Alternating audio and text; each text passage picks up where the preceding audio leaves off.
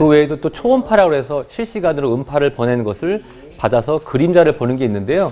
CT 같은 경우는 방사선을 통해서 더 정확하게 볼 수가 있고 네. 초음파 같은 경우는 그림자를 보는 것이기 때문에 방사선에 해가 없습니다. 예, 알겠습니다. 그러니까 소옥병이 의심될 때는 CT 촬영을 좀 생각해 보시면 좋겠고요. 초음파도 필요합니다. 뇌와 척수 질환이 의심될 때는 좀 심각해 보이는데요. MRI 촬영, 자기 공명 촬영이라고 하죠. 예, 자기 공명 촬영이라고 하는 것은 방사선이 전혀 없습니다. 우리가 양극과 음극의 두 개의 전지를 생각하시면 되는데 그 사이에 인체가 그 전파를 받아들이는 차이를 가지고 그림자 영상을 만드는 겁니다. CT보다 훨씬 더 정확하고요. 특히 뇌졸중이라고 하죠. 그 경우에는 더 정확하게 찾을 수가 있습니다. 다만 조기 출혈인 경우에는 컴퓨터 단층 촬영 CT가 나은 경우도 있습니다. 네. 근데 CT보다 MRI가 조금 비싸니까 무조건 좋다고 생각하는 경우도 있는데 아니에요. 그게 아니군요. 예. 자, 암세포의 전이가 걱정될 때 네, 이럴 때는요. 펫CT 촬영이 필요하다고요? 요즘 뭐 많이 들리는데요. 예, 이 펫CT라고 하는 거는 CT, 컴퓨터 단층 촬영인데 CT를 찍기 전에 주사를 맞습니다. 그 안에 특정한 물질을 놓고 몸 안에 들어가게 되는데 우리 몸에 있는 암세포가 가장 활발하게 움직이고 있거든요. 그래서 어떤 주사를 맞고 CT를 찍으면 우리 몸에서 활발하게 움직이는 부분, 즉 암세포가 활발하게 움직임을 찾기 때문에 암을 전신적으로 찾는 데 도움이 되는 CT가 되겠습니다. 네.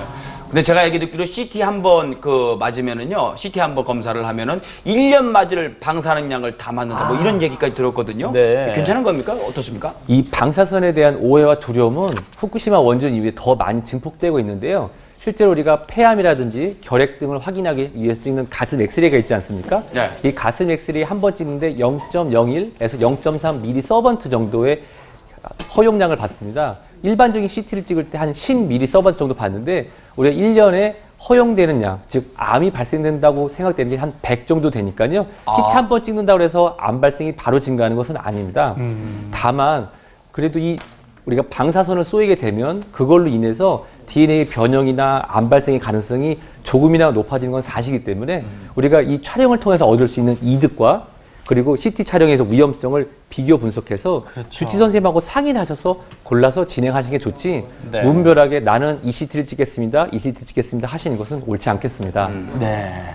자, 오늘 뭐 사례별로 그 의료 사고를 예방할 수 있는 방법들 또 대처할 수 있는 방법들 알아보고 있고요. 병원을 좀 똑똑하게 잘 이용할 수 있는 방법도 알아보고 있습니다. 네. 자, 전화 주신 분 전화 한 통 더 받겠습니다. 안녕하세요. 여보세요. 네, 여보세요? 네, 네. 말씀하시죠. 네, 저희 어머니께서 네. 올해 67이십니다. 근데 서울에서 얼마 전에 백내장 수술을 받으셨는데 네.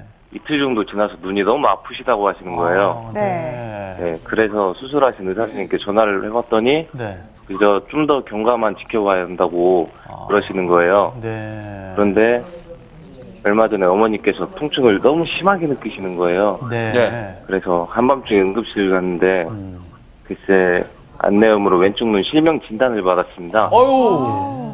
네, 다른 것도 아니고 눈을 실명하셨는데 네. 너무 분하고 어처구니가 없잖아요. 네. 네. 그래서 병원 측에 손해배상 청구를 하려는데 네. 얼마까지 청구 가능할지 궁금해서 TV 보다가 전화드렸습니다. 네. 그러니까 수술 이후에 혹시 수술 부작용이 있는 건 아닌지라는 말씀이신 것 같아요. 네, 평생 실명의 위기라고 하시니까 정말 네. 속상하시겠는데요.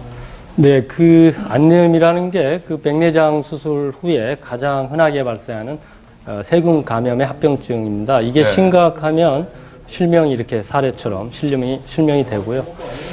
따라서 이제 이 케이스에서는 보면은 그 수술 후에 그 다음날 바로 통증을 호소했으니까 그 경우에 즉각 그 주치의로서는 이제 병원에 내원시켜서 실제로 그 어떤 감염 여부에 대한 조치가 있었으면 실명을 예방할 수 있었을 그렇죠. 수도 있으니까요.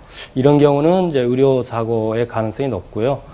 문제는 이런 경우 이제 실명이 됐잖아요. 그러면은 우리 여기 나오셨는데 노동력 상실률이 몇 % 정도 될까요? 보통 사람이 사망하면 100%의 노동력이 상실된다고 보는데요. 그렇죠. 예. 눈 하나요? 네, 눈 한쪽 실명했는데 몇 %가 상실될까요? 그걸 딱 따지긴 좀 쉽지 않은데 꽤 네. 큰, 네. 우리 법원에서 대체적으로 인정하는 노동력 상실률은 25%입니다. 그래서 이제 이 환자의 경우도 25%의 노동력이 상실됐는데요. 문제는 67세의 주부시니까 실제로 이제 그 노동을 실제 뭐 어떤 소득을 갖는 노동을 한다고 볼 수는 없고요. 그렇기 때문에 이때는 위자료